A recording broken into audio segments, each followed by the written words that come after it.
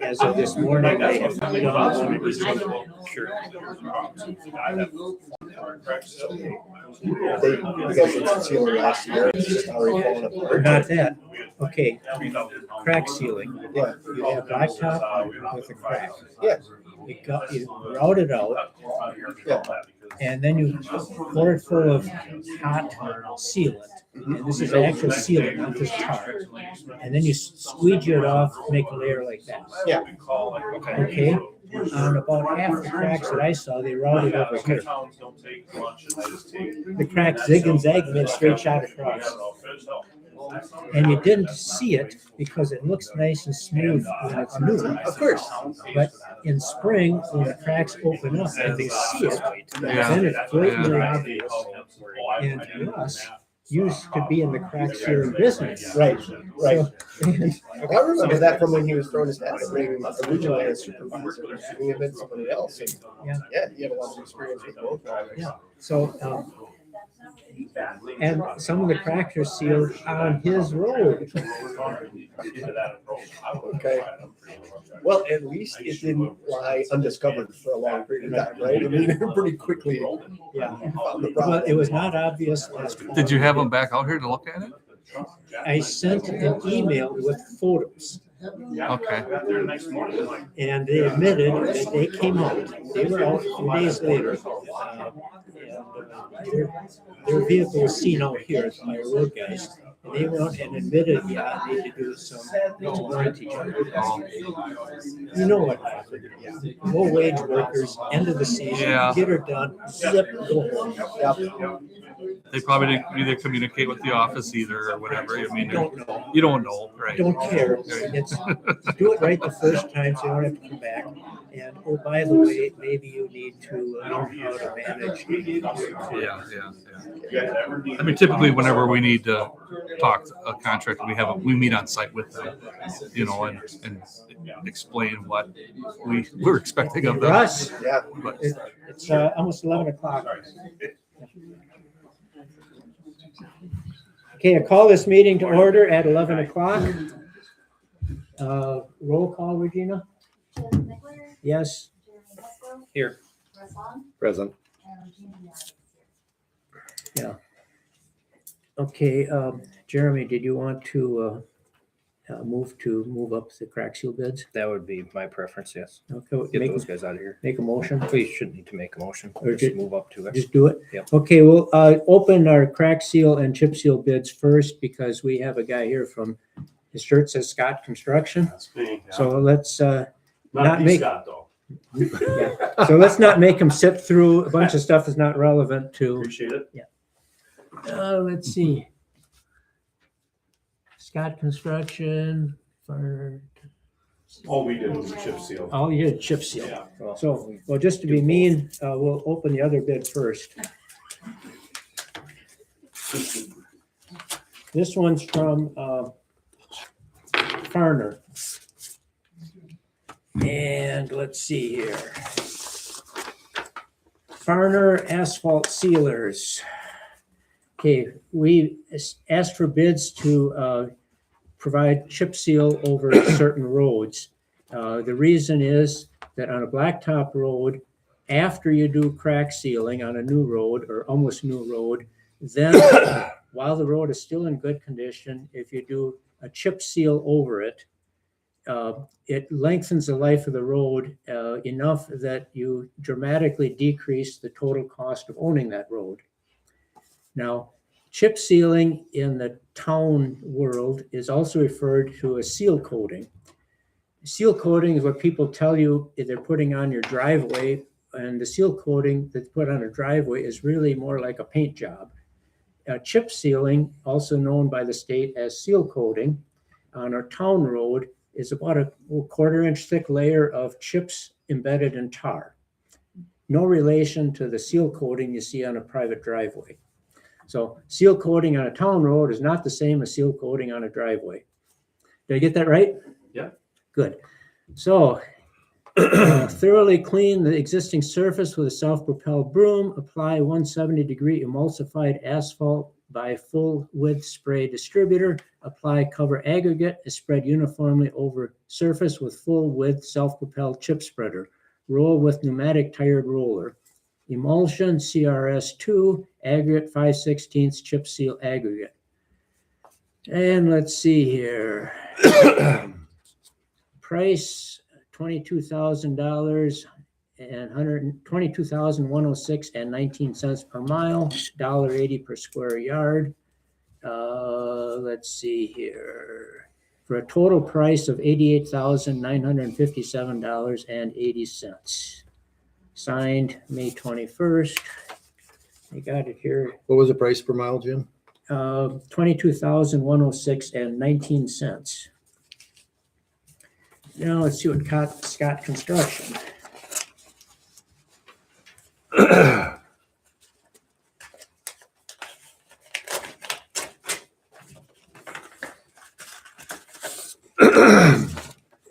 Let's see here. Scott Construction, Town of Worcester.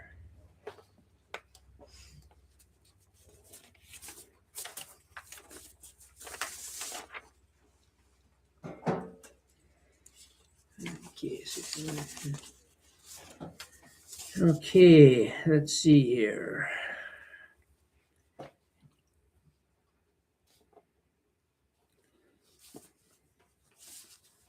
Well, it looks like I got two copies of the same quote. Yeah. Okay, so Big Elk Road, 8,428 feet long, price $29,739. North Worcester Road, 11,604 feet long, $42,238. Cross Lane Road, 822 feet, $2,958. Somebody got a calculator? It should be a total of $74,935. $74,935. Let's see here. Let's look at the quote. Work zone and thoroughly clean existing pavement with a combination self-propelled power broom, mechanical blower, furnish cold mix patch material and pothole patch, hand patch prior to chip seal surfacing. Emulsified liquid asphalt blended at a state of Wisconsin and AASHTO certified liquid asphalt production facility, furnished heating to 180 degrees F and applied in a single pass up to 24 feet wide. Scott Construction Incorporated to furnish, load, haul, and place cover aggregate in a single pass up to 24 feet wide using a self-propelled chip spreader and compact using rubber tire and or combination rubber tire steel wheel self-propelled roller. So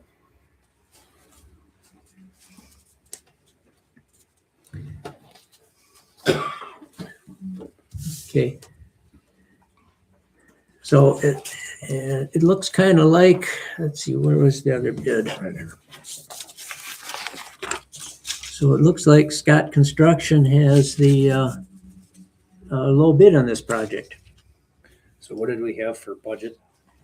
About $100,000 for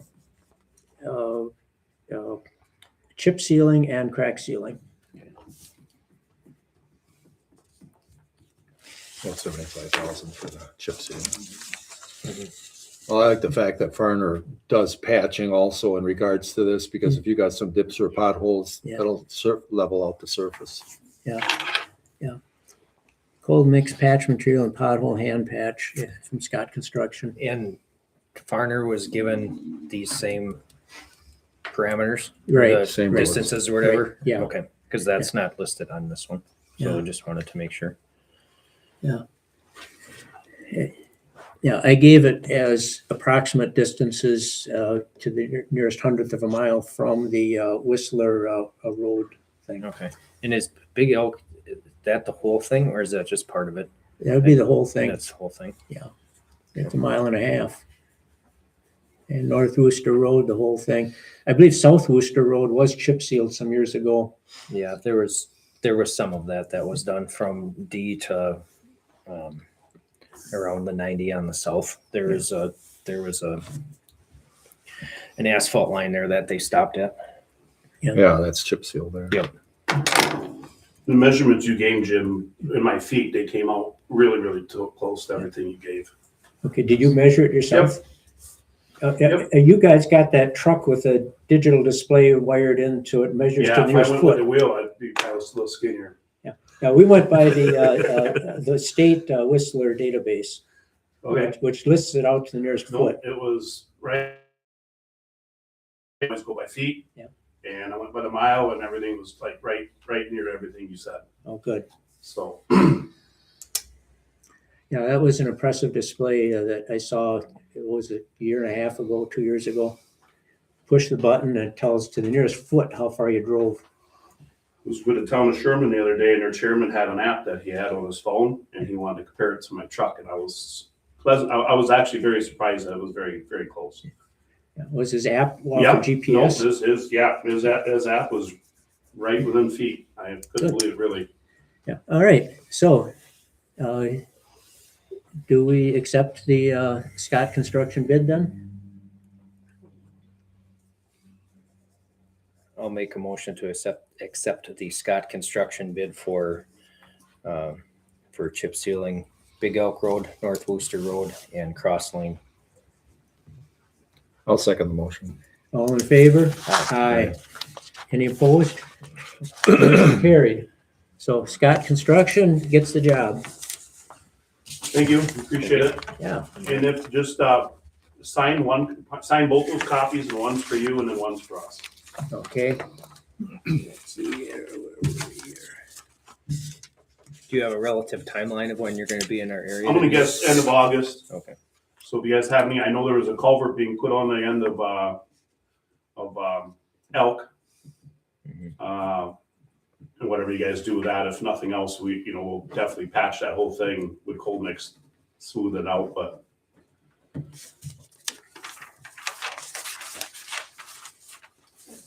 Working with Elk, trying to get their stuff together too, so we'll be doing, everybody. Bunch in the area. Okay, so this would be your copy Yep. then? Thank you. Yeah, Scott, do you have a card? I do in my book and the thing, I'll bring it in. Okay, I'll bring great. them in while you guys continue the meeting. And then I think there's another copy, the way they're doing it now. okay, this would be our copy then? Yep, and then there's your certificate of insurance, I just get one of these too. I'll go get my cards and I'll be right back in. Thank you, appreciate it. You bet, thank you. You guys have a good one. If you have any questions, give me a call. Come up with extra money, give me a call. No, just kidding. Thank you. Now, can you magically make our bad roads into good roads? Well, We've got 19 miles of bad asphalt roads. I know I drove a lot last year when you had me go look at them. All right.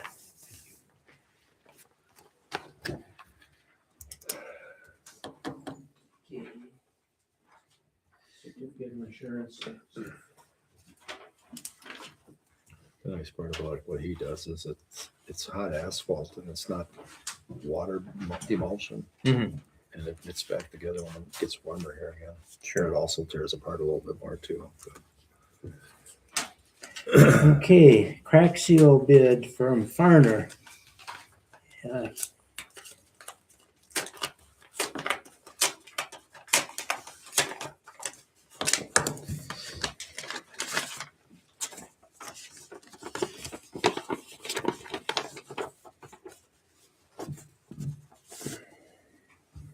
Okay. Farner Asphalt Sealers. Let's see here. Route out cracks to a 3/4 by 3/4 ratio, width versus depth. Blow out and clean cracks with compressed air and heat lance. Thanks. Seal cracks with Fed spec ASTM D6690 Type 2 hot rubber asphalt sealant and overband. Dama Road, $5,393.80. North Loop Road, $3,873.76. He gives the total down here later. West Loop Road, $2,630.51. Little Chicago Road, $4,946.08. Substation Road, $5,495.32. For a total price of $22,339.63.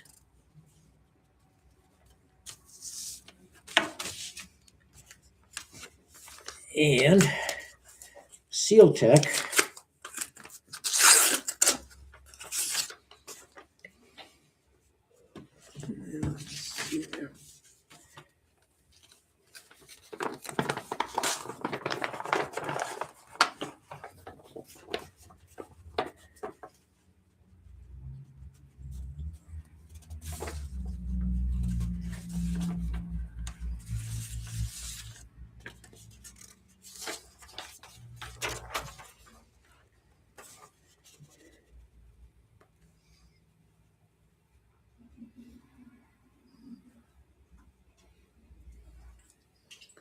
Okay, Seal Tech has a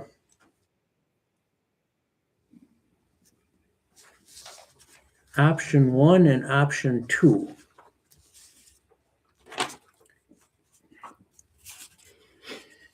And let's see, option 1 and option 2, Dama Road, Highway 13 to Mink Ranch, North Loop Road, West Loop Road, Little Chicago Road, County K towards fire number 5614, and Substation Road. And so he's taken it straight from the list of roads that we gave him.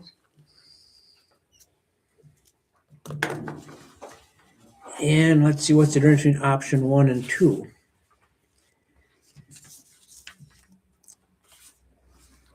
Option 1, clean and fill cracks. Blowout, heat, lance and clean, filled, paper barrier. Route and seal cracks. Clean and fill. Route 3/4 by 3/4, blowout, heat, lance and clean, filled with hot rubberized sealant, paper barrier. And option 2, clean and fill cracks, blowout, heat, lance and cleaned, check, filled with hot rubberized sealant, paper barrier. Route. And item 3, route and seal, routed 3/4 by 3/4, blowout, heat, lance and cleaned, filled with Deary 3723 hot rubberized sealant, paper barrier. And number 4 is Polyflex patch existing depressed cracks. Okay, his option 2 adds Polyflex patch existing depressed cracks, which would be fill in the little bumps. And that's the only difference between the two quotes. How much does he have for that? Does he have a breakdown on his Polyflex? 6,700, 6,750. Yeah. Okay. Yeah, so the total price for option 1 is $8,402.68. The total price for option 2 is $14,527.68. And the difference is this Polyflex patch existing depressed crack, $6,750. And then he has a breakdown per road here. So road total both ways. Okay, does either one of them have a price per pound on sealant? No, That was in the specs. no, I didn't ask for that. Yeah, we did. Yeah, the stuff I sent them did not ask for that because I wanted the total price for the job. But he lists linear feet of crack fill and route and fill.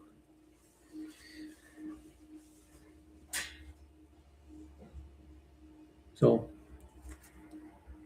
the bid the option 1 is what we asked for, and that's $8,402.68.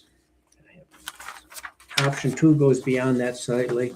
And in both cases, let's see, where did that? Which one? The farther one? Yeah, the Martin one.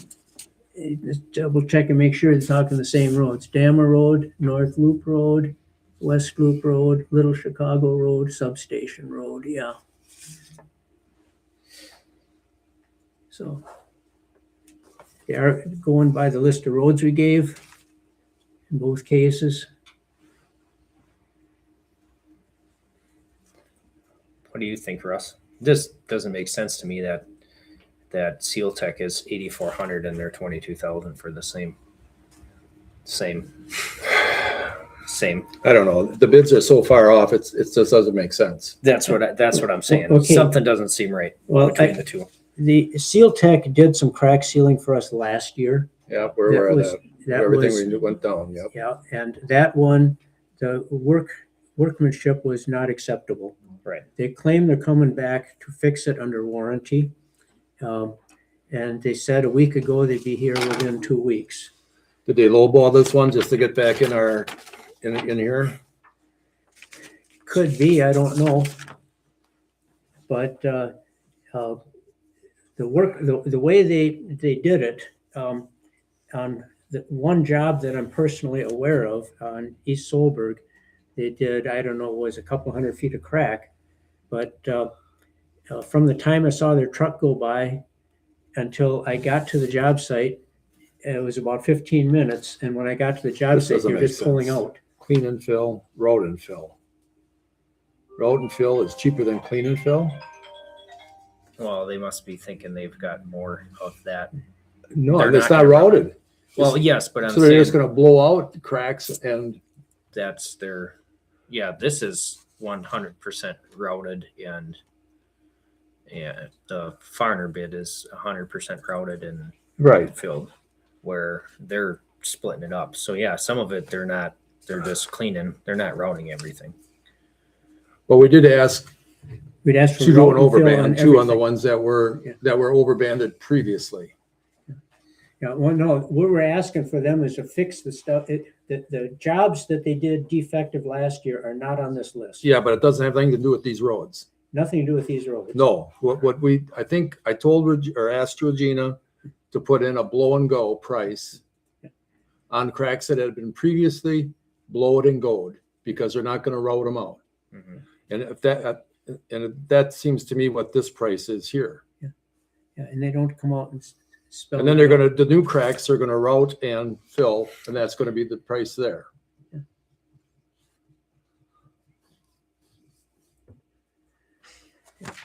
So what that looks like is blow and go previously sealed cracks and then route and seal new cracks. New cracks, correct. That's our interpretation of this. They don't spell it out though.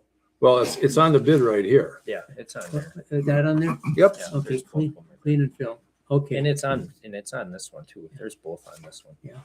Because there's route cracks 3/4 by quarter and blowout and clean cracks. Yeah.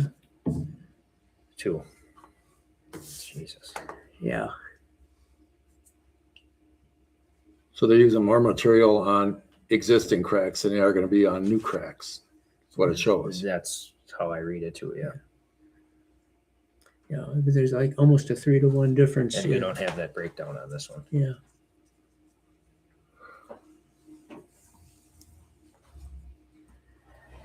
Well, do we give them another chance, or what are your thoughts? Are we in a position here just to reject both bids and say, Well, we're pushing the can down the road like we did last year, then we end up with the same we situation. ended up at the end of the year? Yep, getting to and the they're, end of the and they're year? rushing to get done and get home, and Yeah. that's what we got. Yeah, It's $14,000 different though. yeah, almost 3-to-1. Well, I realize that, but The are difference they is- trying to get in our good graces by giving us a good price, or Yeah. are we gonna end up with the same mess we Well, got now? that is the concern. Yes.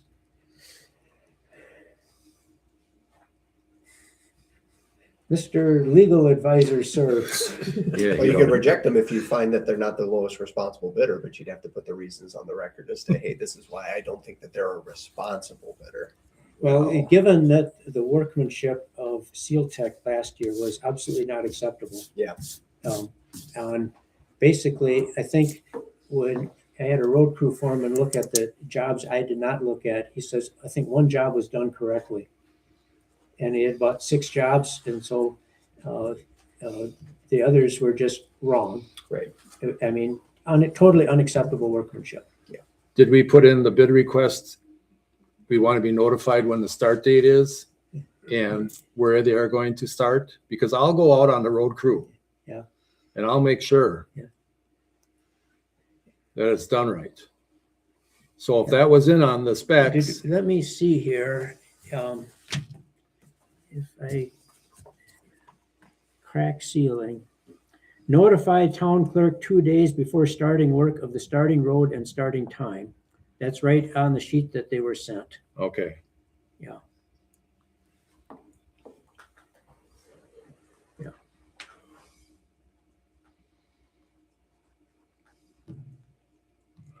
Well, I'll be bird dogging them. And if they don't perform like they're supposed to. We So ever- if a crack has existing sealant in it and it was just blow and go originally and it's opened up and you do that again, can you route that out and Your machine will be so gummed up with tar after about a half a mile, you'll be swearing. Yeah. Done it, did it, doesn't work. okay, so come by in winter when it's cold? No, still not. It gets so hot underneath there. Yeah. It sticks all over the machine. Okay. It's a mess. Okay, you can't do it. No. Okay, so a lot of our older cracks were blow and Blow and go. go, yep. And that's where you get the tar strip bumps. Well, Yeah. not so much bumps. Yeah, but they open up and, They open up and then you get water in there and it settles the base and then it breaks away the asphalt and it concaves. yeah. Okay, That's where probably Seal Tech, if they come along with their flex patch, you could smoothen out a lot of more road. yeah, So that would be something to, even though we didn't ask for that bid, Yeah. but still even, even With so, that it's bid, way it's- cheaper than Farner. it's still more reasonable than Farners. Yeah.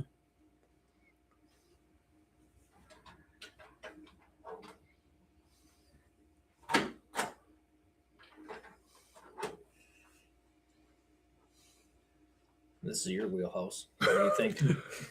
Well, looks like they used good material last year. The material wasn't the issue. Yeah. It was the workmanship. So I think we give Seal Tech another shot. Because I'll be out there. I'm not gonna, But so do we do just the clean and fill and the round and fill, or do we do the polyflex? well, with the price they've given us, let's get the road so you got a halfway decent Mhm. ride on the Make the road road. better, yeah. Yeah, decent ride on it. Maybe Yeah. they'll perform a little better than last year. I will say that their setup was a lot more efficient than the people that did crack sealing a few years ago. Well, I just talked to Scott with Scott Construction and I said, well, who do you guys use? He said, we've been using Seal Tech, but he said, I have heard over this last season that they had 3 townships that weren't happy and one was Elk. So, but they came in here late, just like I said, they're in a rush to get home or whatever, Yeah. and that's the work they did. Right, and I heard that the Elk came in, I think after us, and they were unable to finish in the time Right. available. Right. So that would be not their fault, or at least smart enough to not work in the snow.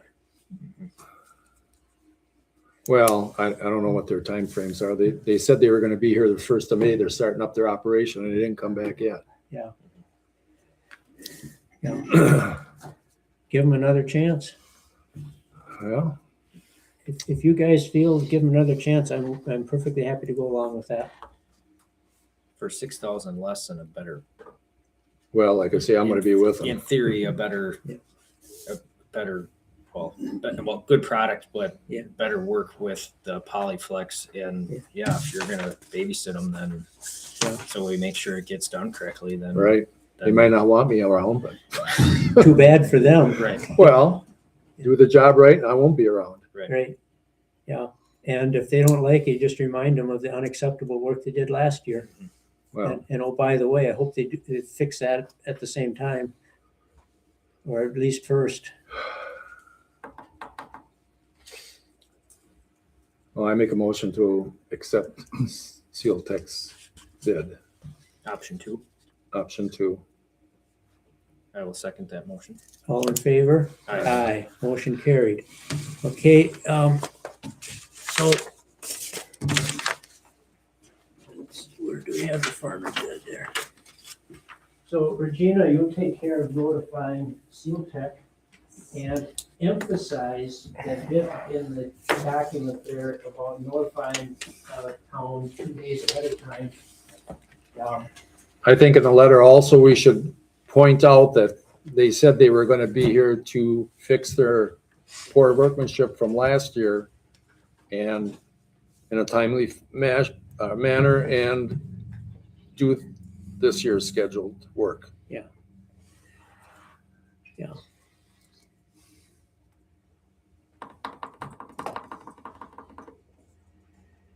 Okay.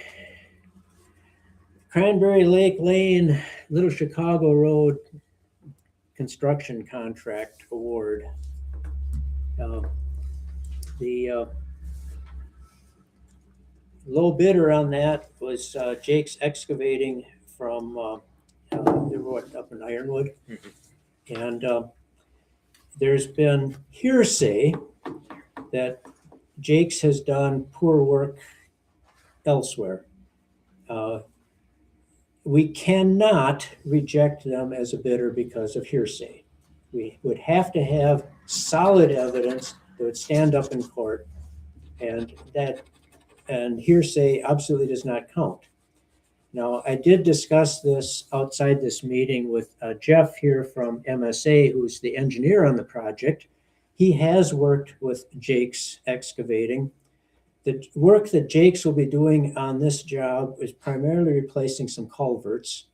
Plus, there's also shouldering and ditching and stuff, as I understand it.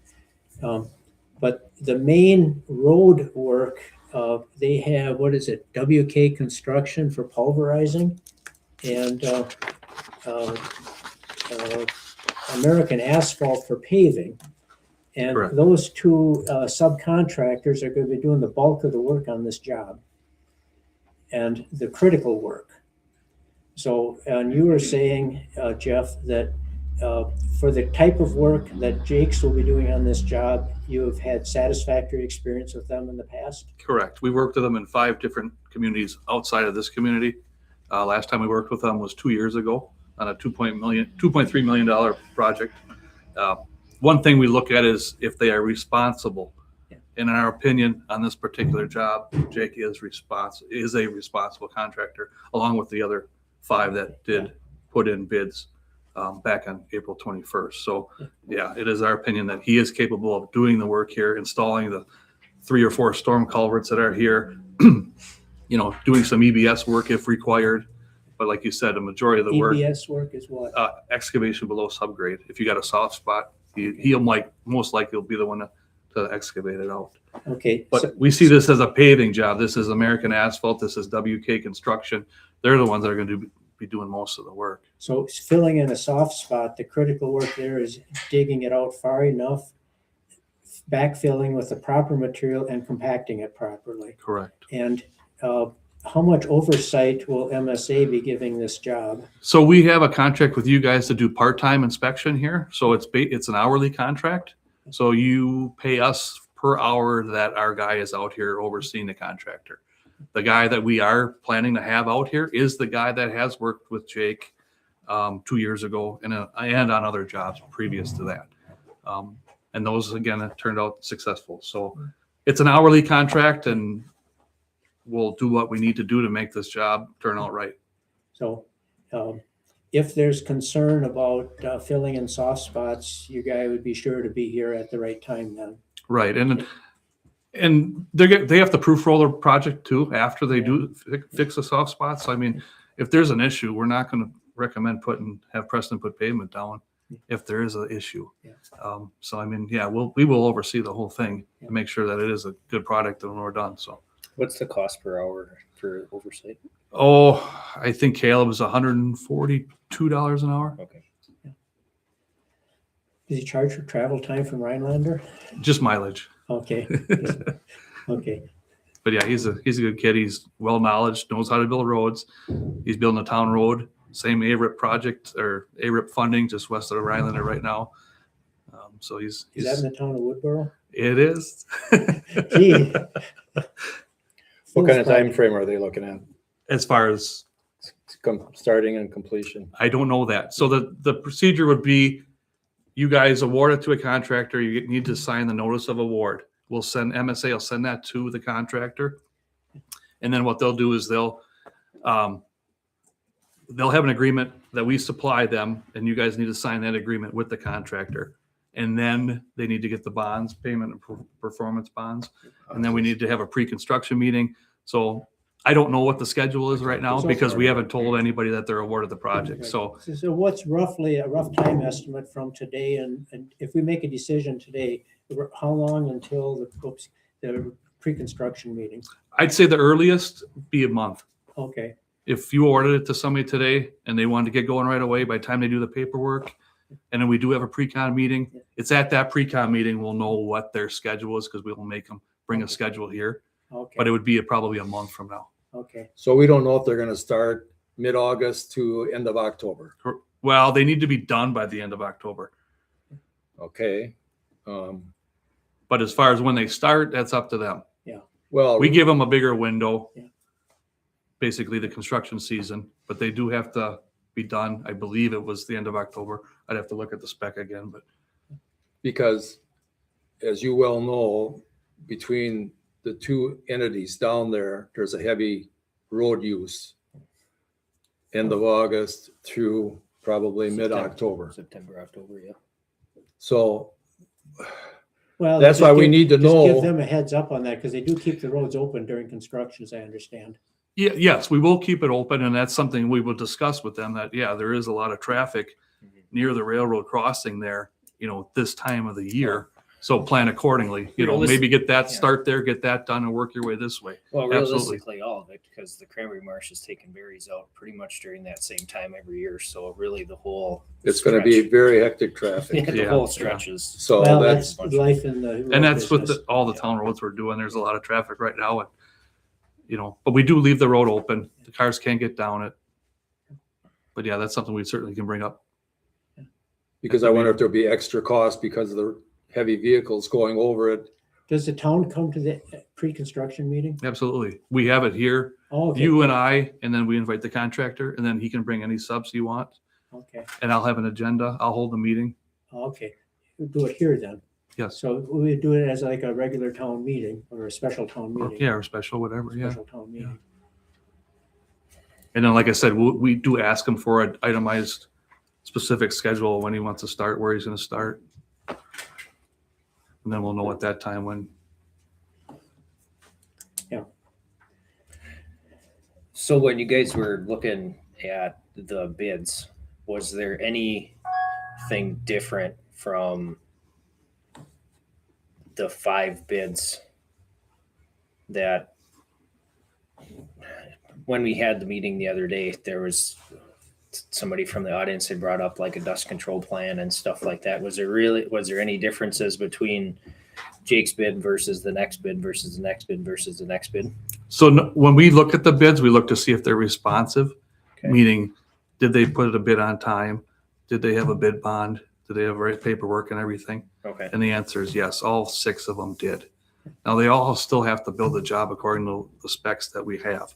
And that's why we got the guy out here to oversee the contractor, so that he does build it according to our specs. I understand that the bid process had like a long list of line items and they had to put a dollar amount on each and every line. Correct. It's a unit price bid, so they get paid for what they actually install. And I don't know, actually, I do have a list. This is a summary of all the 6 bidders and all the pricing. Yeah. So they get paid according to what they install. And these are the unit prices that they supplied on the Quest bid. Was there any big differentiate between like 7,000 yards of crushed gravel versus 6,500 or 8,000? No, so we have, as an engineer, we estimate what we need for materials, and then they have to put a price in for that quantity. For that? They don't say, Okay. if I say 8,000 yards, everybody has to put in a price for 8,000 yards. Okay.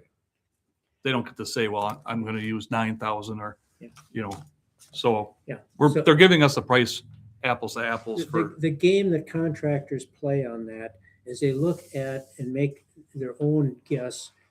If the engineer says, I think you need 1,000 yards of road-based gravel, and the contractor says, oh, good grief, we're gonna need 3 times that, they'll put that line item, bid that line item high.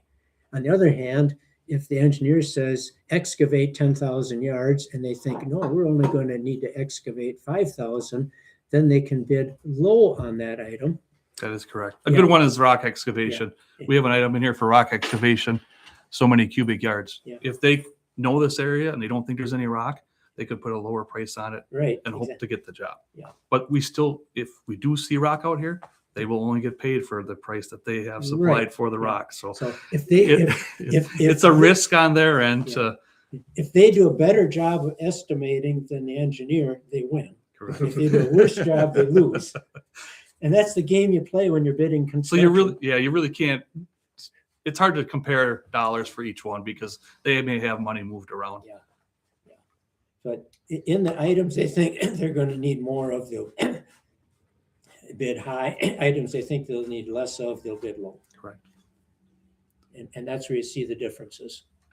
So we only look at the total because in between that, it's the risk. It's one of the reasons I have no interest in starting my own business, especially construction.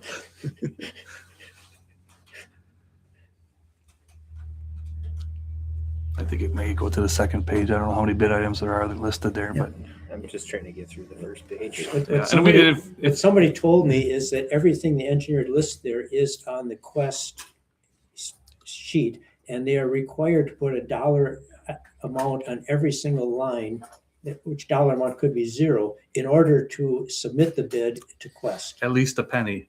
Yeah. If they put a zero, then that's not a, Okay, it has to be that's not a price. So I mean, Yeah. it needs to Okay. be at least a penny, At least a in which they all did, but Yeah. So that what the guy in the audience was saying, forgetting to bid a particular line item does not work with Quest. correct. Quest, their system does not allow it. Yeah, I was impressed when I was watching that. They had a countdown timer.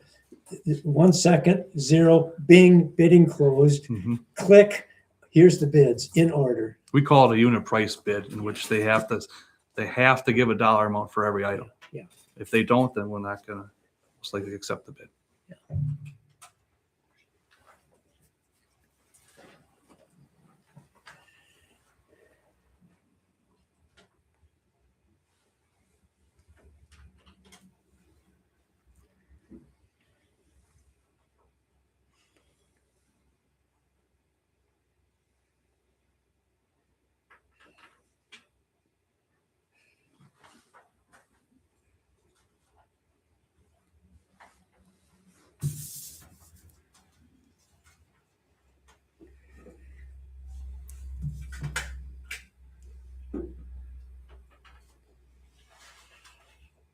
So there's a line item on here that says concrete pavement, 3,200 tons.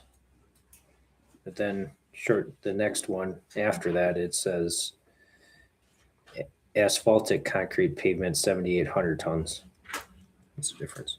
Pavement. no, Are they both pavement? I mean, we've got 30. That's asphalt. We call it 32 asphaltic inches. concrete. It's asphalt pavement. But on line 32, it just says concrete pavement. On the second line, it says asphaltic concrete pavement. Pavement.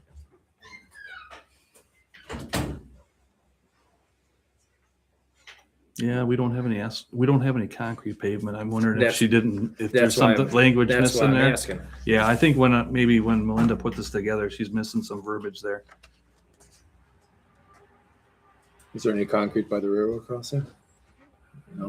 No, I No, don't it's think just so. asphalt right up to whatever their I don't- ties are. Was that there, they there have was to- no concrete driveways, were there? I don't think so. Not on this one. No. I can get back to you on that, and I think she's missing some verbiage there. Oh, actually, I take the back. No, it's here. Okay, I'm here. Bless you. So what it is it's this here. Furnish and install 4-inch thick asphaltic concrete Oh. pavement by the ton. So I'm that just is not reading pavement. the right number. So there's By the way. 4-inch on one road and there's 4 1/4 inch on another Yep. road. So I that's what it gotcha. is. She got it here I just can't read that. So because asphalt's by the That's ton. what I Yeah. thought. So she's got it.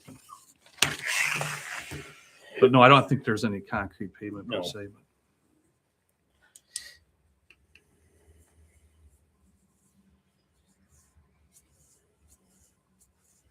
one of our responsibilities out here would be to work with the contractor on the quantities that they install. And we have an itemized record account, we call it an IRA, and we document, what they install. So then when they do a pay application, they'll send it to us, we'll look at it, and then make a recommendation for you guys to pay the contractor X amount of dollars based on the amount of work that he's done. And that's all off of these unit prices here.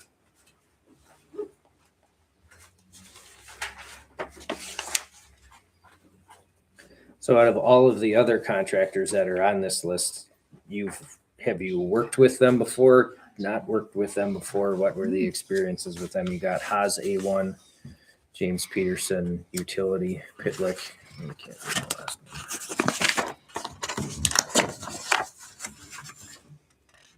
name. And Ratola. I've worked with everyone except Ratola. Okay. And experience with all of them? Fine, whatever. They're all responsible. They all can do this work and. Is that why you say that because they all been bonded? No, That's your no, line? No, that's responsive. They're responsible. In other words, when they install a pipe, it's going to work. At the end of the day, things are going to work.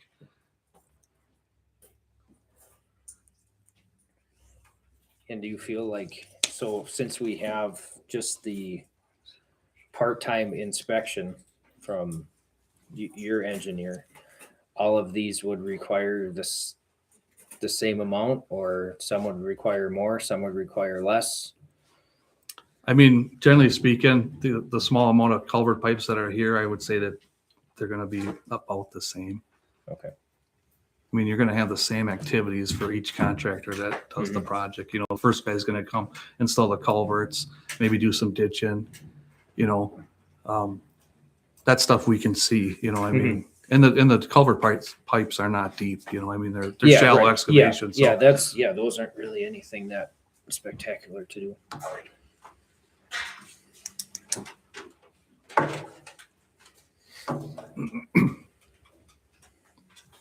You want to look at anything? Yeah. you can rip that off if you wanted to.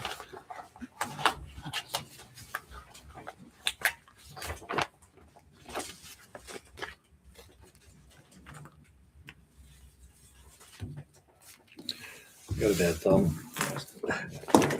Got cut off.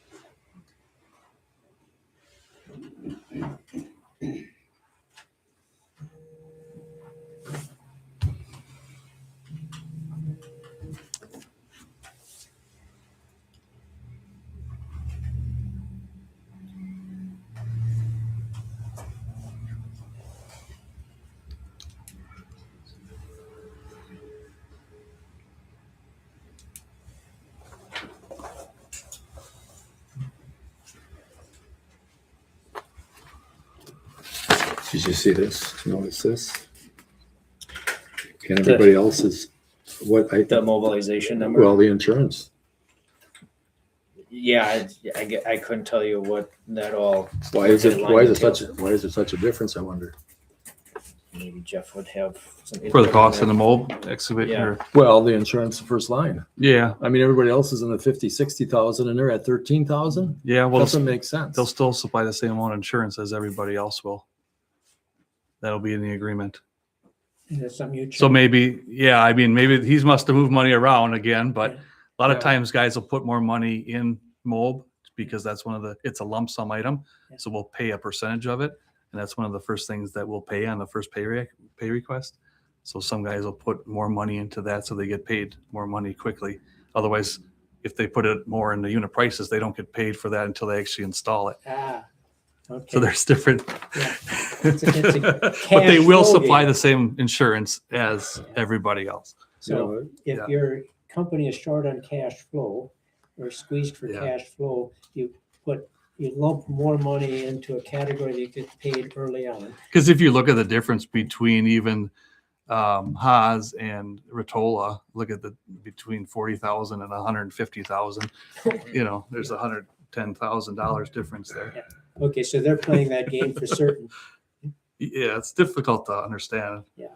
I can understand completely that cash flow is important, especially if you're squeezed on working capital.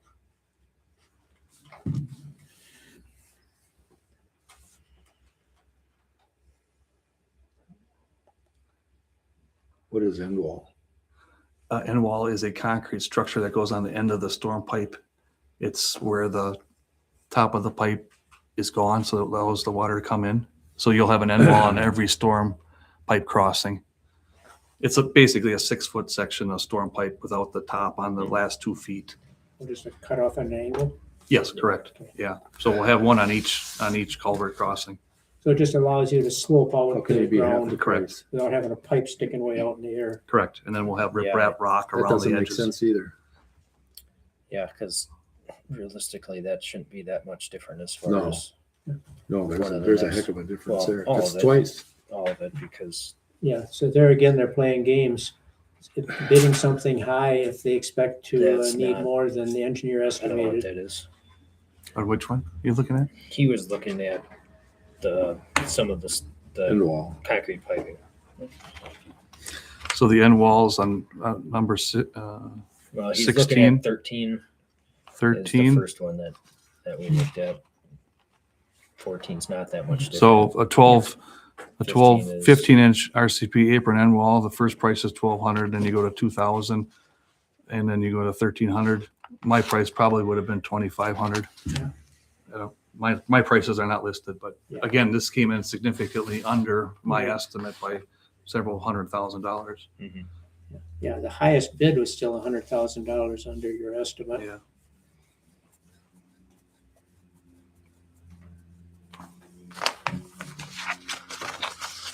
I mean, on the whole situation there, as far as culverts and end walls and stuff, I mean, Jake's is a lot more reasonable than Haas is. As far as cost for material. Yeah, I mean,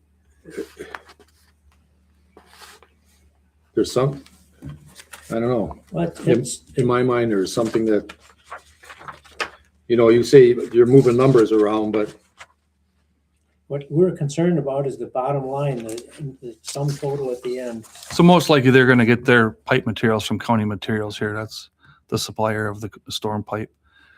This is gravel. I'm not sure who Tenek is.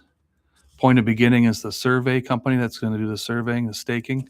Rent-A-Flash will do the traffic control. Century Fence will probably do the pavement markings. WK will do the pulverization, and American will do the asphalt paving. I'm not sure who Tenet is. Maybe for the GeoGrid and the SAS fabric. And this is Jake's. Correct. Do you have the other ones too? I do have the other one that wasn't accepted.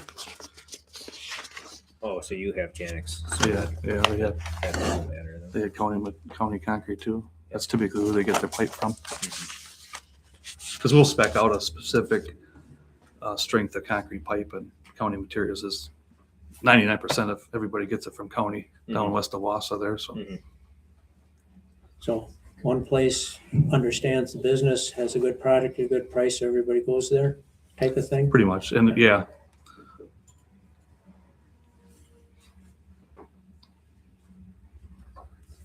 and another thing that can change the pricing too is their schedule. If they don't have Yeah. time to do the job, they may just throw high numbers at it, and then if they get it, they get it. You know, whereas, you know, Jake's not that big a company. I mean, not compared to some of these other ones there, and he may. Yeah, but just how much work is the primary contractor actually doing here? Because a lot of it, it looks to me like the vast majority of the dollars is being spent to subcontractors.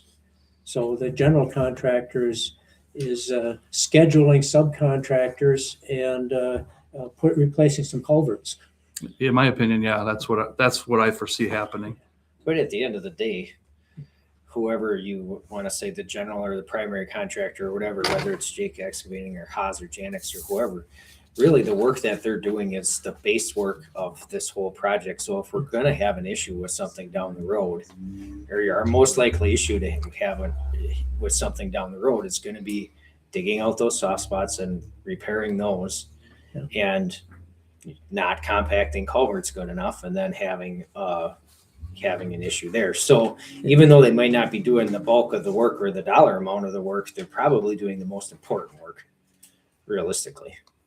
You know, because Yeah. if they dig out a big stretch of Cranberry Lake Road where, you know, that first section where it's really rough because of rocks or whatever that's in there, if they don't put that back in there right, Or I mean, worse it doesn't yet, matter. Well, I shouldn't say it doesn't matter how much asphalt you put on top, but I mean, it might look good for a little while. I mean, in a lot of ways, I'd say that's why Little Elk is as bad as it is in certain places, because stuff was dug out and not properly compacted, and asphalt was put down over, and a few years later, it was really rough, you know? or worse yet, failing to dig out a soft spot. Right. And and I assume your guy's good at spotting stuff like that? Yeah, Cale, he's an experienced engineer. I mean, he's built a lot of roads, and one of the things we do to determine where they are, I mean, they'll put gravel on, they'll pulverize it, then we'll proof roll it, you know, to see where the soft spots are, if we already don't know where they are, because they're obvious, right? And then we got tools in the toolbox. We got GeoGrid, we got SAS Fabric. Those are things that we can use to stabilize the subgrade if it's really bad, you know. Typically, when you go below EBS, excavation below subgrade, we require them to fill it in with sand, granular borrow. But we have fabrics that we can use. Is fabric in on the quote? Yeah, there's a bid item for each one. An SAS fabric is like a carpeting, Yeah, I know what it is. and then there's a GeoGrid fabric or GeoGrid. It's a plastic that's more of a strengthener. And a lot of times we'll put both down. Yeah. We'll put the SAS fabric first to separate like the clay from the gravel or from the sand, So you- and then we'll put the GeoGrid on top of that. So your guy will be watching soft spots, making sure they're excavated deep enough and properly dealt with? Yes, that's our responsibility. That's Okay. what you're paying us to be here for. Yep. Okay, how come there's a difference in price on asphalt? Considering the same subcontractor did all of them. I don't know. I mean, Years everything ago, doesn't make sense. Yeah, I This know. doesn't make sense. years ago that you could always mark up a subcontractor, but then the last 10, 15 years, you wouldn't get jobs if you marked up the sub. So you would just take the sub's number. So I don't know what the difference in prices are for for. $10,000. Oh, well, on a one, what is this? Well, it doesn't make any difference $1.3 what it million is. job. Yeah. Doesn't make any difference what Yeah. it is. Why is the price different? I don't know. Maybe he wants to make a little bit more money on the asphalt for whatever The reason. games he's playing. Yeah. Well, Because Jake's is 72.50, and then the next guy's 71.20, and then the next guy's 80. I mean, they're all relatively close, but why they're off by a few dollars, I don't know. I can't tell you. Well, it's the games they're playing when they're making the bid. You know, you get to a total dollar amount that you're uncomfortable. You think it's a little low, so you just add a few dollars here and there. Yeah, I mean, Mhm. well, I this morning I contracted Haas Construction, and I asked them about this project and asked them when their start date would be. And they said, middle of July. I said, when is the completion? By the end of August. Mhm. So, I mean, there again, I mean, that's something we should Take into account. take into account because of the traffic. Yeah, but what counts is what comes out at the pre-construction meeting. Do they commit to a start date at the pre-construction meeting? Yeah, they'll bring an itemized schedule So that'll that's show the you. first time they commit to a start and finish date. The time you sign the notice of award, that gives them the authorization to start spending money. Because now they know they have the job. Okay, they can go buy pipe, they can get everybody organized to do what they gotta do. And then at the pre-con, I'll have them bring a schedule. And at that time, they will tell us when they're gonna start and when they're gonna stop. So we can't put a if we wanted to put a timeline on it, we can't do that We now. would have had to make that part of the bid Before. document. We would have, yeah. We leave it open just because the prices come in lower than if you restrict the time, Right. then they'll jack it up. But we Yeah. can make a recommendation to them and say, hey, there's a lot of farm equipment down there in the month of September. You know, can you do that now and then work your way out of there or whatever? I mean, it's all up for discussion. Because a lot of these bigger companies, they already have a schedule set. Bang, we're doing this, this, this, and this, because we know where we're going. Mhm.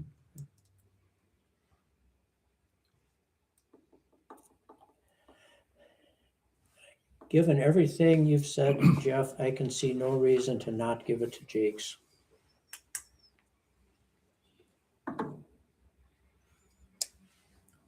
Legally, Bryce, what can we do? Or what can we Legally, do? I think you've got 3 options. You can reject all bids if you put those reasons on the record here at the meeting. There'd have to be legitimate reasons why one would. Well, be isn't rejected. the way it's worded in the law that we can accept any or all or none, no bids? Yes, right. Yeah, so we could take the highest bid. No, you have to take the lowest responsible bidder. That's what you have to do. You can reject all bids, but if you accept the bid, it has to be the lowest responsible bidder, which means that if you have competing bids, the only way you don't end up with the lowest bidder is if you make a determination as a municipality that the lowest bidder is not a responsible bidder. And you have to articulate specific reasons on the record as to why that is. Well, I should have been suing a lot of people when I did crack sealing because I would be the lowest bidder and I wouldn't get the bid. Potentially, yes. And you certainly had the option of doing that, and then you're up against the practical realities of losing potential customers. You don't want you people that sue. Yeah. But there's also, if the town buys a piece of equipment, a new dump truck, we don't get bids, we get quotes. And when you get quotes, you look at each quote and you decide you're not committed to the lowest price. You get whatever one best meets your needs. So if you get quotes for equipment, you can go with a high bid if that best meets your needs. High Right. quote, not a bid. This is a public construction contract, though, so public the con- bidding requirement, the Yeah. bidding process is mandatory. And that's why we spend $200,000 to make an inch-thick stack of prints, so that everybody's bidding on exactly the same thing and on exactly that. They cannot cut corners by saying, oh, I thought you meant a 20-foot wide road and 3 inches of blacktop is enough. So Correct. So the engineer says, I want 4 1/4 inches on blacktop on that stretch, on top of so much subgrade, compacted so-and-so. Everybody bids on exactly that, no more, no less. So that allows us to look at the total dollar amount that's bid. And why the dollar amounts are different, it's different expertise on the part of the estimator for each contractor, multiplied by how much they want the job and their availability. Correct.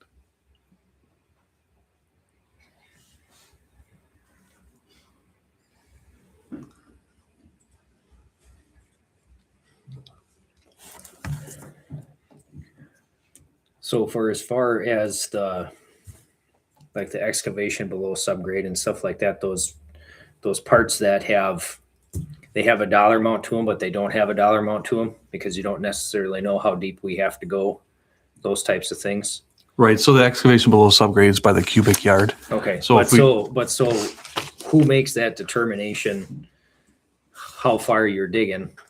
And if we have to go over what the bid cubic yards is, then that's a cost overrun that we incur, or If I estimated 5,000 cubic yards, and yeah, and Jake dug out 10,000, yeah, we'd have to pay, you guys Okay. would have to pay an extra 5,000. As far as who makes the determination, I would hope that our guy would work with you guys and Jake, and if we hit a bad spot, yes, we need to sit and talk about it and, and figure it out. But Caleb is experienced. I mean, Okay. he's done roads, so I mean, If the, we want to make this right. We Yeah. don't want to, if the so if we think, if the engineer says need to go a foot deeper, I'm inclined to say, yes, we need to go a foot deeper. depending on how wet it is or how punky the material is, we don't want to see that. We want to make a firm base Yeah. for the asphalt. So and how much is that? Is it like how many yards is in that excavate below subgrade?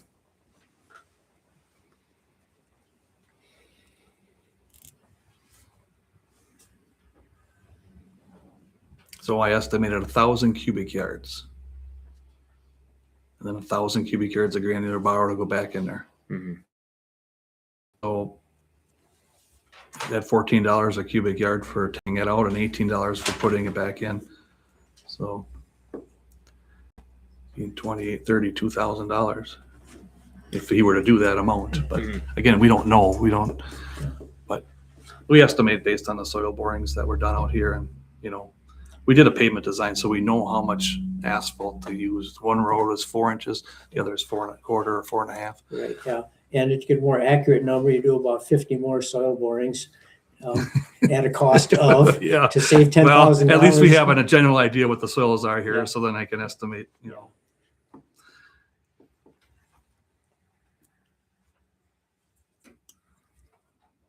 That's just a concern that I don't know that, well, I guess it's hard to say, but it just doesn't seem like it's gonna be enough. Maybe it will, but I'm just thinking about the stretch on Cranberry Lake Road, that's not that good. And then I think 2 soft spots on this end of Little Chicago that have the dips in them where, that's where that, Goes over maybe again? maybe not, maybe 1,000 yards is, that's just the concern, that it's the parts of construction projects that I hate, that it's all of a sudden it's, well, now Change it's order. it's gonna be Yeah. Change 20 order. grand more, 30 grand more, 40 grand more, or whatever. Well, that's not what we signed up for, but at the same time, it doesn't matter what road it is, whether it's these two or we're doing something out by Solberg or Musser or whatever. I mean, you want it to be, if you're gonna spend all that money to do it, you want it to be right and not have a problem 5 years from now. Yeah, but there Yeah. could be other items too that we don't even use at all, or we don't use the full quantity Yeah, too. but- So but- there could be savings on that. Sure. but so- here again, the total bid is 600,000 less than what we put in our budget. Yeah. So if it goes 20 or 30,000 over on something, I don't think we need to worry too much. We budgeted for a 1.9 million construction and Mhm. 200,000 engineering in round numbers. Yep. Mhm. And it came in way under on the construction, six- which is good. 'cause it gives- 600,000 under. it gives you some flexibility. Yeah. So even if he goes over 20, 30, 40,000, we're still going to be way under budget. Mhm. Which is a good thing. Well, yeah, Mhm. Could be the other way. It could have been over budget and then, Yeah. but that's not the case here.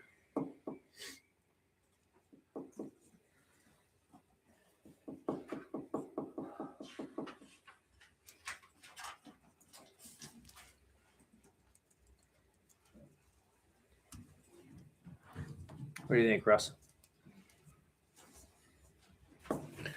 I think something that we need to know is when's the construction schedule? I think Yeah. that's very important. if it was important, we should have put it in the bid at the beginning and then they would have bid higher. I'd be Good. pretty leery about rejecting a bid on that basis if it wasn't. I'm included not in the saying bid. that. Right, right. I'm not saying that. I'm saying that that's an important issue at this point. Sure. Sure. Well, the contractor has to deal with the traffic in the area. So if we tell them real clear up front that there's going to be heavy truck heavy vehicle traffic during certain times of the year, it's up to them to deal with that. And if they don't like it, they can start earlier. Mhm. Yep, and that's something we can certainly talk about and Yeah. let him know that there are Yeah. heavy equipment coming out of the farm.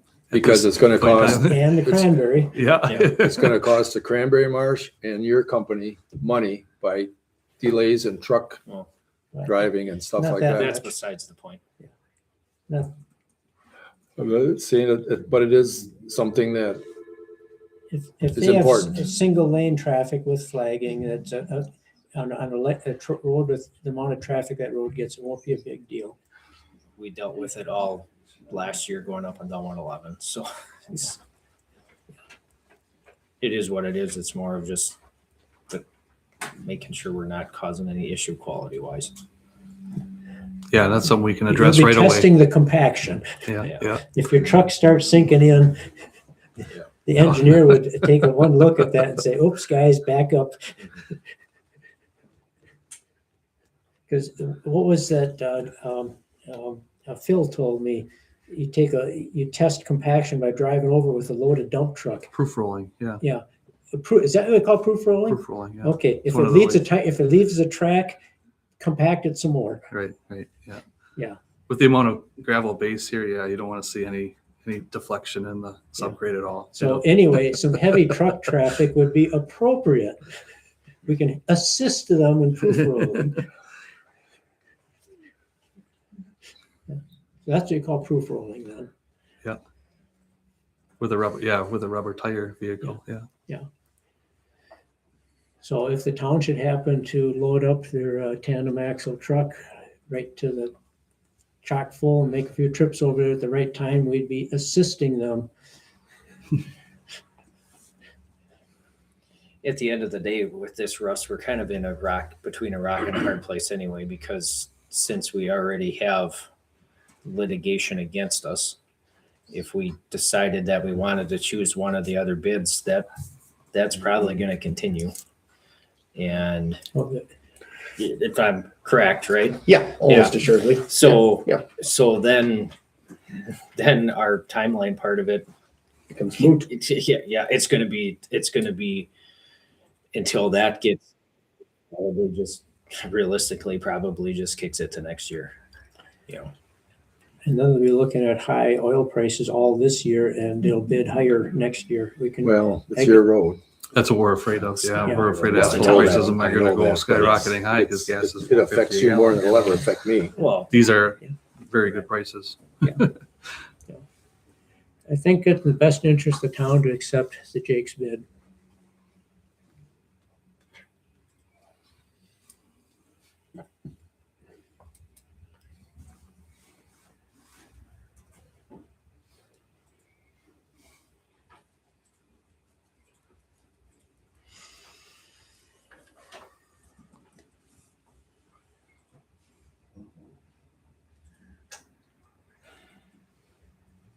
Or award the bid to Jake's would be the right way to word it. That's right.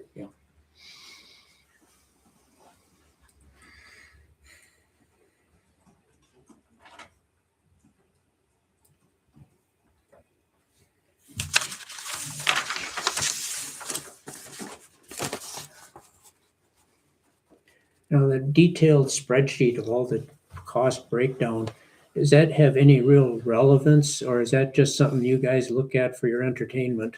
That's something we use to keep track. I mean, there's how many bid items here? 50, 60? So you track it during the job? Absolutely. Okay, Yeah, but as far as awarding the bid, that's really what counts is the dollar amount at the total bottom, at the bottom. correct. You're going to award it to a contractor for the total amount. And so Yeah. if all of the bidders bid a particular line item low and another line item high, would you lead you to suspect that maybe you had we're off a little bit on some estimates maybe? Well, I can tell you that the prices this year are significantly cheaper on all the town road projects we're doing. Yeah. And whereas last year, year before, my prices were in the middle. So Okay, I'm not going to change my estimating just because one year is significantly lower. Yeah. But I can tell you they're all coming in low, okay, anywhere from 18 to 40% lower than my estimate. wow. Yeah, Yeah. so that's So that says, grab it while the pricing is good this year, because next year, Yeah, like, I don't know what, they could go up. And when we estimate, we use the previous year's prices to keep watch out us for next year close, then. yeah, Huh? so, yeah, I'm not gonna.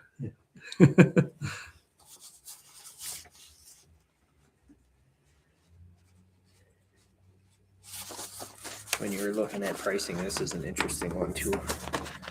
Your regrade ditch, $3 a lineal foot versus $13.60 a linear foot.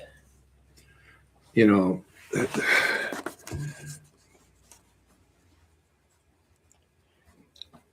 I even put a spreadsheet together. Yeah, I mean, everybody's gonna fudge their numbers the way they wanna. I guess. Well, like I say, you play the game. If you think the engineer estimated low, you bid high. That's how you make money in the construction business. That's how you stay in business in the construction business. I was under the impression that construction is not a high margin business. Too competitive.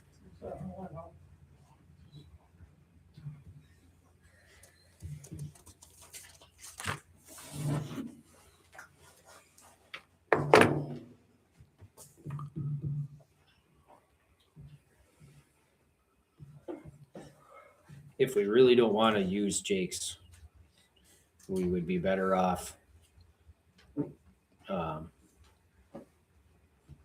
we would have to deny all the bids and then rebid. That'd really be the only way. But we'd have to have a good reason. We Yes, don't you would. necessarily have a good reason. You'd have to have a good reason. Besides for we don't want to use Jake's isn't a good reason. No.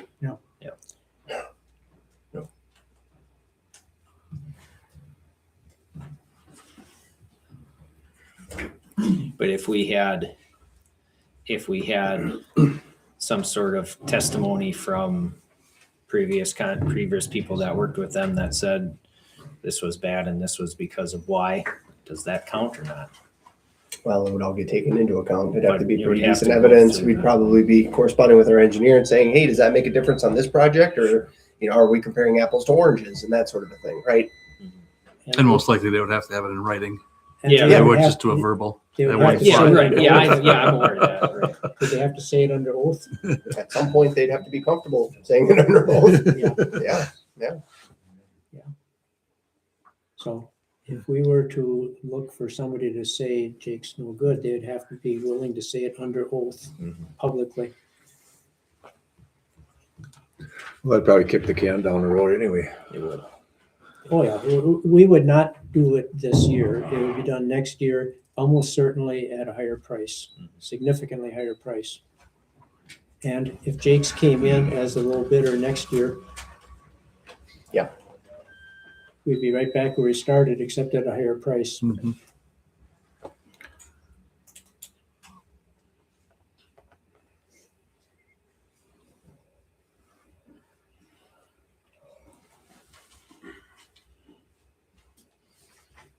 I make a motion to award the ARIP Little Chicago Road and Cranberry Lake Lane project to Jake's Excavating and Landscaping.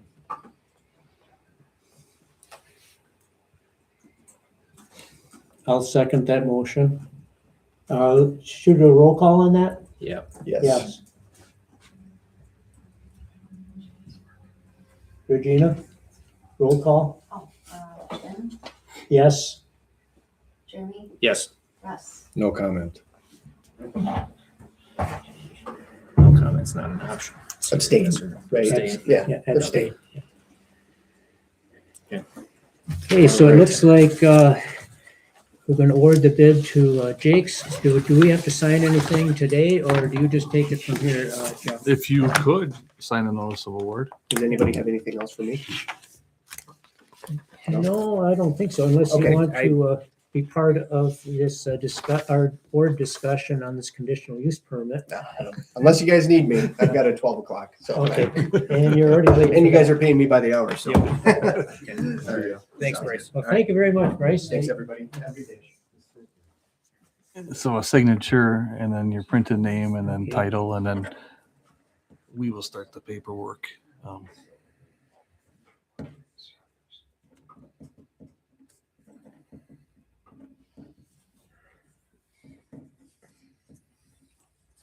Chair. Okay. Date of issuance are dated at the top here, Yes, please. 5/27/2026. Okay, so Regina, make a copy of this for the town and then give the original to Jeff right now. And then I'll leave this packet with you. This is their entire bid and the bid bond and their subcontractors and suppliers.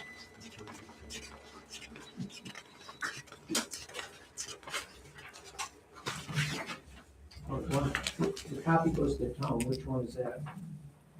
Looks like the copy. This is for your file. We'll start the paperwork. All right. Okay, are you, do you need me for anything else or? I'm good. Okay, we'll be in touch. We'll Right. start the paperwork, get all that going, and we'll So, schedule a pre-con and so the next step for the board would be the pre-construction meeting about a month from now. yes. And you will drive that, Chip, and I'll Let us communicate know. with you guys on when you want to have it, Yeah. when you're available. And then we can have it here, wherever you'd like. I'll do the agenda. Yeah. We'll talk to Jake, see when he can make it. okay, And then he can, I'll send an email out to everybody saying it's going to be Yeah. wherever. And then he can invite his subs if they want to be there, American Asphalt. Yeah. And whoever else is on the list there. okay. So I assume that that's a fairly standard thing. People in the construction business do that stuff for a living, so. But okay, sounds good. Thanks, guys. All right, thanks. Yep. Yep. Thank you.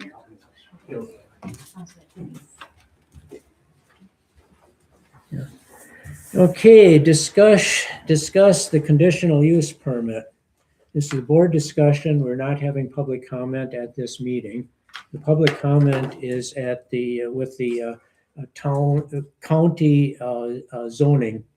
And they're having their own meeting, had their own meeting on it. And I believe they'll be scheduling another meeting, not familiar with those details. So we're discussing this because the zoning administrator, Evan Lund, asked about, does the town have any concerns such as increased heavy truck traffic on East Solberg Lake Road? Well, so I discussed this with Preston of American Asphalt. That road was built, the stretch of East Solberg from County H up to Hills Road is 9/10 of a mile long. It's in excellent condition right now. It was originally built in 2008. And Preston he's pretty sure it's got 2.5 inches of blacktop. Put heavy truck traffic on it and you expect to start breaking it up. So we discussed options for dealing with that. And he felt, and I agree, that an 1.5 inch overlay would bring it up to 4 inches at a cost of under $100,000.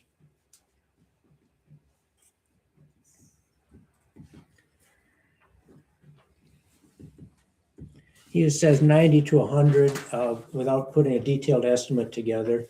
But so if we estimate at $100,000, we're pretty safe. I says, well, can we save money by going to a 1 inch overlay?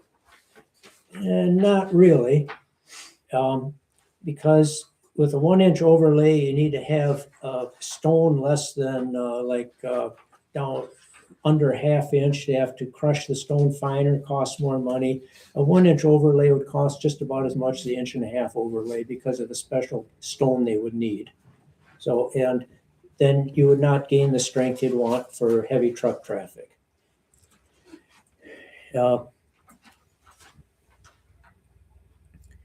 Then I also had a long discussion with Mike Schnautz, the assessor, on what does this do, would this gravel pit do to the assessed value of houses? Well, this is not a new problem for him. He's done houses next to gravel pits for some time. And he says, the assessment does not seem to affect the value of a house. He said there was one case once for one house where he dropped their assessment because of a gravel pit. That gravel pit was making a lot of dust and was right next to the house and upwind from the house and filling the yard of that house full of dust. And then the house was sold for considerably more than he would have expected, so he raised the assessment up to make it equal to other houses. So that guy gained low property taxes for a couple of years, but he says in the end, it does not affect the assessed value or the sale value of houses. And of course, he's got some comparables right around the corner on County H between East Solberg and the fairgrounds. There's a whole row of houses, and there's a big gravel pit that butts right up to their backyard and is in at least one, if not two cases, right on their back property, excavated up to their back property line. So he's got some good comparables that he can compare. But that's not really the town's business. Really, the main one thing that the town is concerned about is if that gravel pit goes in, we should put an 1.5-inch overlay on that stretch of road. The truck traffic would probably go on Hills Road also. That road is already in very bad condition. It could go from bad to worse. But we're trying to get a grant to take care of Hills Road and the bad mile on Old 13. Well, on Hills Road, Janik uses that pit, and Janik is gonna open up this other pit, so he wouldn't be using the Hills Road. He would be using East Solberg Lake Road. Yeah, and probably mostly south down to H. Right, to H. Yeah. So Yeah. it's gonna take less traffic off of Hills Road Yeah. and put it over there on Solberg Lake Okay, Road. yeah, so maybe we could just, if the 15 acres he's considering buying, and he'll only buy it if he gets the permit, is the south boundary is 4/10 of a mile from H, and the north boundary is 5/10. That's land is already sold. It was, Yes. as of a couple of weeks ago, it was not, at least it wasn't in the records. When I talked to Evan about this, he told me that that's done deal. Huh, I didn't know that. Yeah. Because I was told that the sale was contingent on getting the permit. Well, that's what I thought also, but that was not what Evan told me. Okay, so that's new information. Right.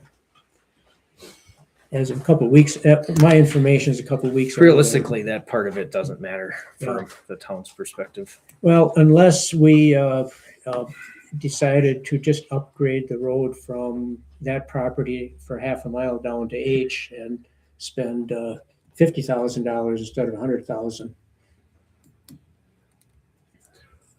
There's, right now, I don't see a lot of truck traffic going out to H from Hills Road. You know, that's all going Over Old Old 13. 13. But I see some heavy truck traffic through there, but it would definitely be seeing more. So Evan wanted to know if the town has any concerns about that, and that would be about the biggest concern I could think of. It'd be, we'd want to beef up that road. Okay. Well, it's So still he just wants, so there's two conditional use permits up for discussion or approval or whatever with this. There's the one for the gravel pit itself, and then there's one for the temporary asphalt plant. Yeah. So does he wants the town's thought on one, both? Are we putting something in writing here, or what are we supposed to be doing? I guess is my I question. guess my impression was he just wanted some input. He'd sent that email. What was that anyway?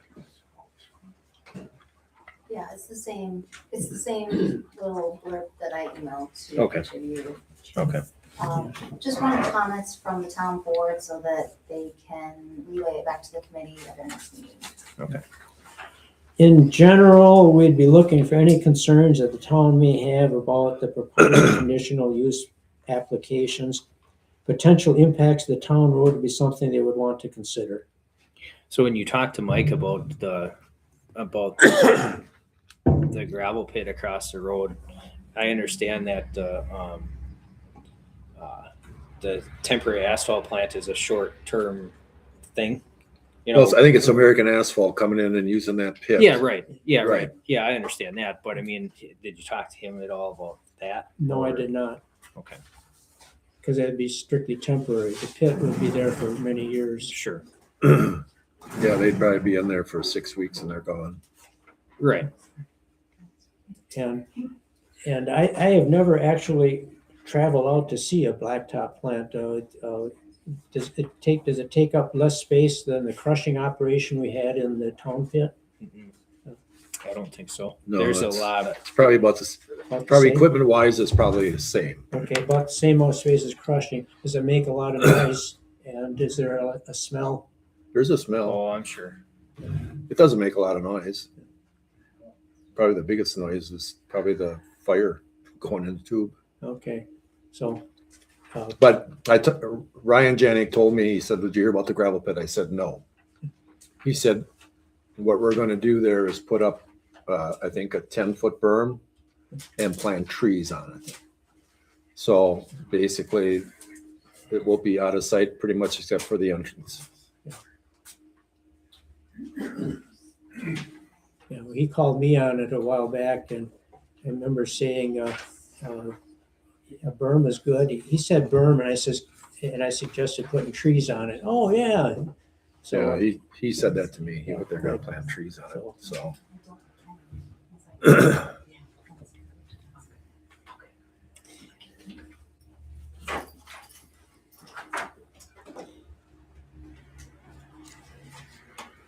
but does the town have any concerns so does the blacktop plant have a lot of smell? depends on where the winds go out. I'm sure for that time period, that's going to be a lot of ruckus, a lot of smell, a lot of dust, a lot of everything. Realistically, I mean, I don't see how it can't. Yeah. I mean, and I think, my opinion, from the town perspective, if we have a lot of people in that area that are not happy about it, and granted, not happy and not a good idea or bad for the area, are all different things, because there's a lot of times where change is the problem, not necessarily whether it's going to be bad at the end of the day. It's just not the same as what it was, so that's where change becomes an issue. But I do think that the safety perspective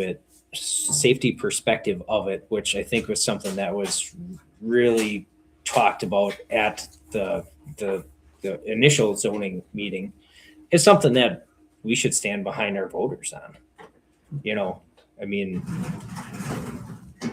it's, if you've got that much asphalt running in and out of there, that's going to be a lot of dump trucks. That's going to be a lot of, that's going to be a lot of traffic in that area, in certain cases directly across from a lot of enough homes. But then there's obviously a lot of homes within the close general vicinity, of it too. I mean, when you get an asphalt plant in, there's always a lot of trucks. Well, right. So, I mean, no matter where it is. Yeah. Does Janix haul a lot of gravel? They Just got several pits, so I mean, just themselves. I honestly, I wouldn't expect it to be a huge amount of traffic. I mean, it really just depends on what they they've got got going on at any Yeah. different time. I mean, there might be times where there's not a dump truck that goes in and out of there for a month, but then there might be another time where there's 50 dump trucks that go in and out, 50 loads that go in and out of there a day. That's with, realistically, I don't want to say with any business, but in a situation like that, really, I mean, I've never seen them really haul a lot out of where their existing pit is now at down on Hills Road. I never see them come out of there with a lot. yeah, I think it just depends on, Right. like you said, where they're What they got going on. where they're working from. I think if they put the berm up and do what they say they're gonna do, and if we can, get them to do some dust mitigation, you know, Yeah, they'd have to. It's put definitely, calcium chloride down. it's definitely not the greatest place for either option, whether it's gravel pit or temporary asphalt plant itself. I don't know these particulars, but Is it what, it's a total of this 15 acres? that's what they purchased, and a good chunk of that is woods, from what I understand. Yeah. Like Well, they are out in that field out there digging holes here. Yeah, That right. lot is about half woods, the back half is woods. Yeah, so yeah, that Is that where they gotta plow it up? I would assume so. Yeah. Yes. I haven't been out there. Yeah, to I see. checked the fire number, and that, the fire number is in front, the fire number that are herds room on the grapevine is the fire number that's in front of the plow field. And that's Okay, where he described it too, as. because I seen them digging over on the other side of the field there when they were digging test holes. He said he dug down 16 feet and found gravel all the way down. But I think the house is coming out of there too, because he said the guy is gonna relocate. Don't know. So this is the section. It's not changed on here, but that was supposedly sold. So that's This is it right here, yes, this one right here. yes. But then there's that. I wonder how far it is. And when a property sells, who enters that into the system? Is that our real property lister, Oakley? 'Cause she gets back from maternity leave next week. So she could be running behind. I would assume somehow it has to go through the register of deeds, but who actually did the paperwork for that? I have no idea. But it's not changed on Yeah. the GIS. So, yeah, but when That's the property. there was, Evan sent me the conditional use paperwork or whatever, and the asphalt plant takes up 3/4 of that field space. Wow. Well, yeah, it will. I mean, Yeah. you put a berm in front there, I mean, there is not gonna be a lot of room left. They're gonna have to go back into the woods. Right. And they're talking about doing it this year. Yeah, I mean, I would just assume that the whole process or the whole philosophy behind this is that's the closest place you could get asphalt out to H, and then I don't know, I think they're doing 6 miles of H. I don't know what sections. Are they where. doing H? That's what I was told. Maybe Way Pete, out. knows. Way out. Like out by Sheep Ranch or whatever. Oh, Yeah. They're not touching Fort Town. Oh, okay. So I mean, you have that, but then they're also supposed to be doing 10 miles of D, Yeah. from town all the way out to where they're reconstructing that corner. So I mean, And our project. right.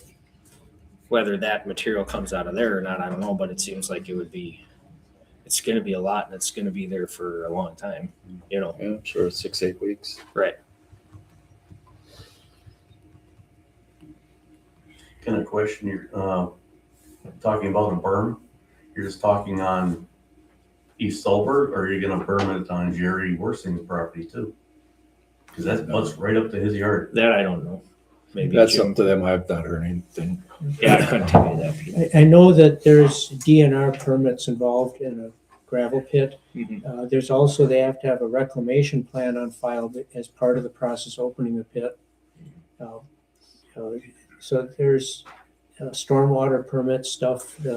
There's a number of permits to go through. I'm surprised they could possibly get it done this year. That's my thoughts. Well, yeah, there's that part of it too. I mean, That's their problem, not ours. realistically, yeah, depending, I mean, once they set that, if they would set that plant in there, I don't know where they'd get the material from.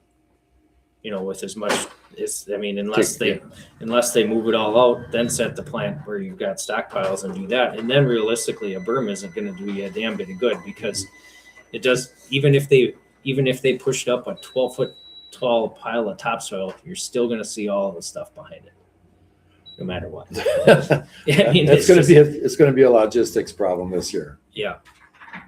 just getting the permits Just is, even having a hole in the ground and putting up a blacktop plant is gonna be a big process. But I think realistically, if the zoning committee is looking for an opinion for the town, as my board member spot on the town, I think it's the town has concern of the road, you know, the extra traffic on the road. But I also think that the town's position on this should be that we also stand behind all of the local residents in that area that this is not a good thing for this place or for that location. I guess I'll put it. I guess that's the best way that I can put it. Realistically, we can put that statement out there, and at the end of the day, it's the land use committee's decision to decide whether it goes there or not, or whether one goes there or both go there or whatever. I mean, that was what we gave up by not doing zoning, you know. okay, so, let's see, town, item number 1, town would need to, Yeah, I guess the other thing that I never thought that I thought of before, and I'm just remembering now would be, and I don't know if it's an option after the fact, but could the town require a bond on that road? I don't know. Okay, the town would need to spend $100,000 to upgrade the road. That's our first concern. If we go all the way to the hills Yeah, or or to where the gravel pit is. Yeah. or $50,000, to upgrade the road, depending. And number 2, Here's one thing I'm thinking of. I don't think we should do the asphalt plant until that pit gets developed. Well, that's not our choice. Well, right, but I mean, Yeah. that's one of the questions.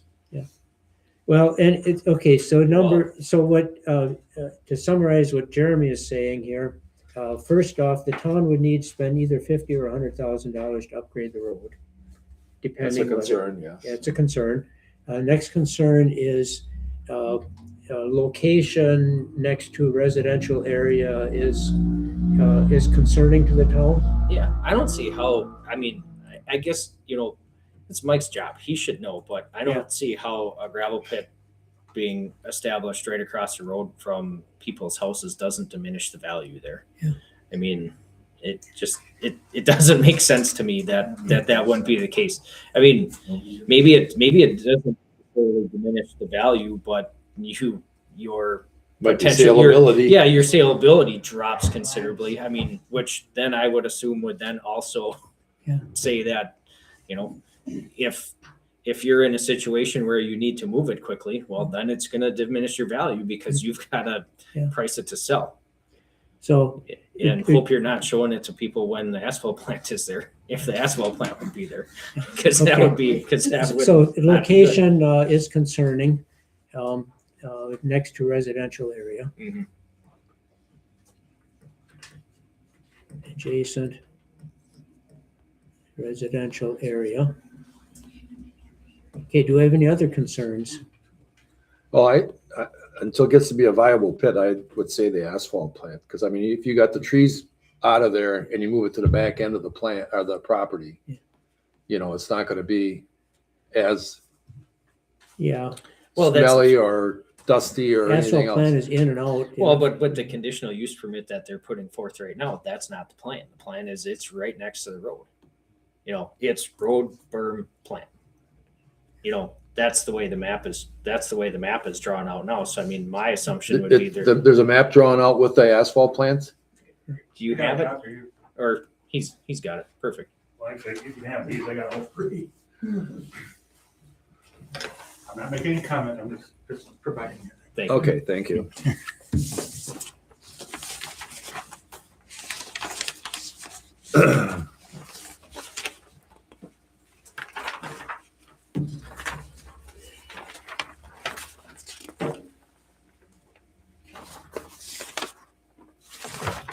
That's more or less that's the What's right on top of the intended, road? that's intended size, shape or whatever of the asphalt plant. And then there's a actual diagram of the layout in there.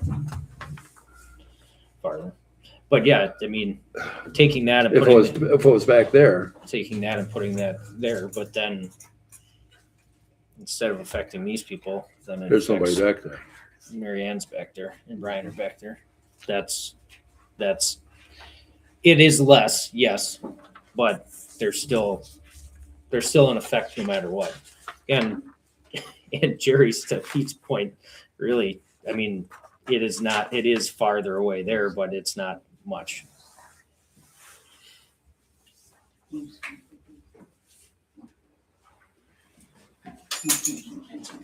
That's about an acre and a half. Yeah, roughly. it's if you page through there, it's in there. It's towards the back or towards one of the last pages of how much the space is gonna take out. They're doubles, these are all doubles. You know,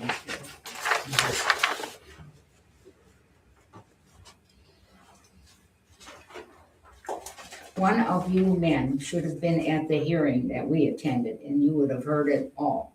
Standing room only.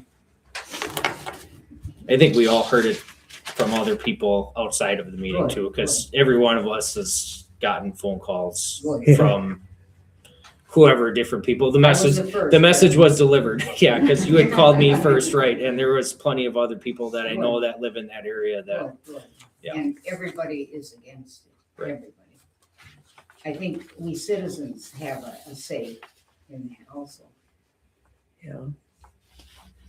I think it's the next one. That's the plant diagram.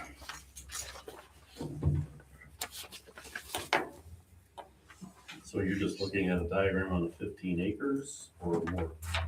170 The feet by diagram is 208 simply feet. just showing the way the asphalt plant would be laid out within the square. That's really all that's, we're just looking at the conditional use permit is really all that we've got. It's the big reason I'm asking is Ben's already been openly talking about selling more land to them. Sure. So they're talking possibly 40, maybe 50 acres of a pit. So Yeah. Think of the dust and the health and the water contamination to our very, very good water that we have. Mhm.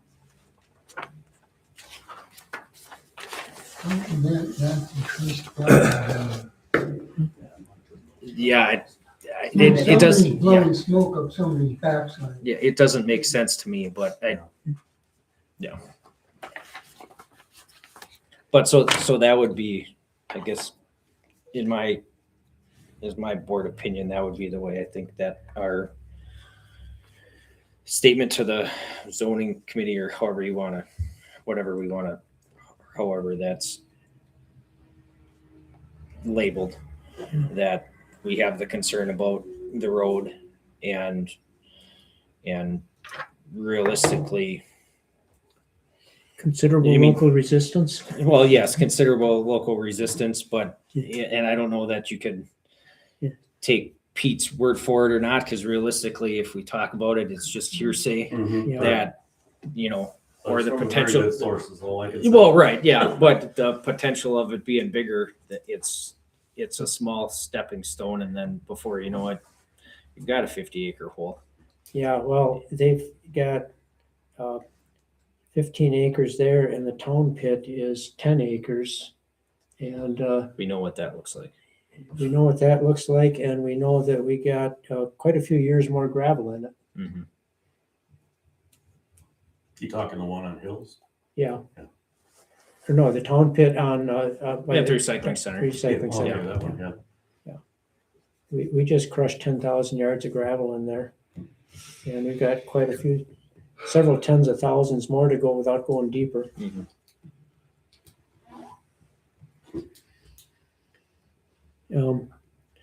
So send an email to Evan and just say the town would need to spend either $50,000 or $100,000 to upgrade that road, depending whether we did it from the pit entrance to H or all the way to Hills Road. Realistically, that's probably I don't know that you could throw that dollar amount at it because that's probably a short-term thing. you know, you put an overlay on it, it's gonna be good for a good period of time, but I mean, if we're I gonna don't know put if that number's. If we're gonna put an overlay on it, what I'd like to see is a milling machine and come in and level it off, Mhm. put a good tack coat on, and then put your 1.5 or 2 inches of asphalt on it.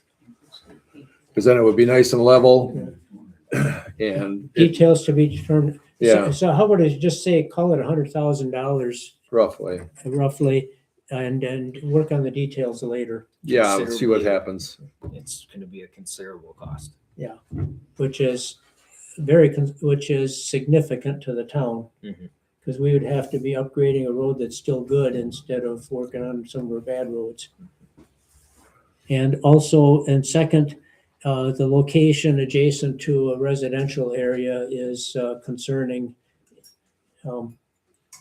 Yeah, for all of, for truck every- traffic for- and well, dust for control. everything that the local residents have already Okay, presented at the last meeting. I think that's probably the simplest way to put it for because reasons there's a long list. Yeah, presented there's, by Understatement of the year. you're right. local residents. I think that's sufficient. Yeah, Yep. yeah, okay. So put together, and I'll say the board has discussed this and the board has decided that we have two primary concerns. Mhm. That we'd have to upgrade the road at significant cost to the town, Right. and the location next to a residential area is concerning because for reasons stated by local residents. Yep. Yep. Okay, I think that's the best we can do. okay. So that's, Thank you. so, Appreciate you taking that message back. and, okay, I'll put together an email to that effect and email Evan Lund. Okay. Anybody else should copy anybody else on it? Should need to. So email to Evan. Okay, can we move on to the last item on the agenda? Pardon me. We have, My line, I got the letter, so Sort of that means- amendments. is that, is that, oh, you just added that since the last meeting? Yes. so Okay.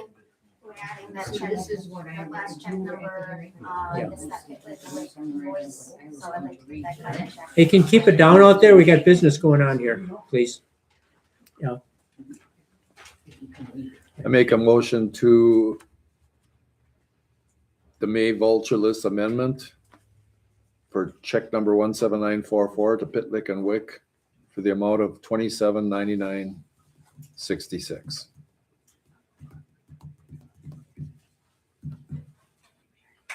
You can do that if we're amending this list. Okay, I'll second that. All in favor? Aye. Aye. Motion carried. Okay, motion to adjourn. Make a motion to adjourn at 12:49. I'll second that. All in favor? Aye. Meeting is adjourned at 12:49. You need me to sign this, Jim, and then give it to you? Yeah, if you would. Thank you. I'm not-